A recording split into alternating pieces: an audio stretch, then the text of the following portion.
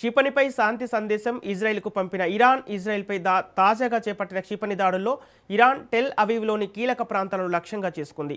యుద్ధం ముగించాలని స్పెయిన్ ప్రధాని పెడ్రో షాంచెజ్ ఇరుపక్షాలకు సూచించిన శాంతి సందేశాన్ని క్షిపణిపై అంటించి మరో ఇజ్రాయెల్పైకి ప్రయోగించింది. ఇరాన్పై దాడి సమర్థనీయం కాదని, అది అవమాననీయ చర్య అని ఇటీవల స్పెయిన్ ప్రధాని పెడ్రో సాంచెజ్ పేర్కొన్న కొద్ది రోజులకే ఇరాన్ ఈ చర్యలు తీసుకుంది. ఇరాన్ మీడియా విడుదల చేసిన వీడియోలో ఓ ఐఆర్జీసీ అధికారి క్షిపణిపై స్టిక్కర్లు అంటిస్తున్నట్లు కనిపిస్తోంది. అందులో నిస్సందేహంగా ఈ యుద్ధం చట్టవిరుద్ధం మాత్రమే కాదు, అమానుషం కూడా. ధన్యవాదాలు ప్రధానమంత్రి గారు అని రాసి ఉంది. అనంతరం మిస్సైల్ను ఇజ్రాయెల్పై ప్రయోగించిన దృశ్యాలు కనిపిస్తున్నాయి. ఇరాన్ ఈ విధంగా సందేశాలను పంపడం ఇదే మొదటిసారి కాదు. యుద్ధం ప్రారంభమైన మొదట్లోనూ ఇదే విధంగా ఐఆర్జీసీ క్షిపణులపై యుద్ధ సందేశాలు అంటించి ప్రయోగించింది. ఇటీవల మీడియా సమావేశంలో స్పెయిన్ ప్రధాని పెడ్రో షాంచెజ్ ఇరాన్పై దాడులను ఆపాలని అమెరికా ఇజ్రాయెల్కు సూచించారు.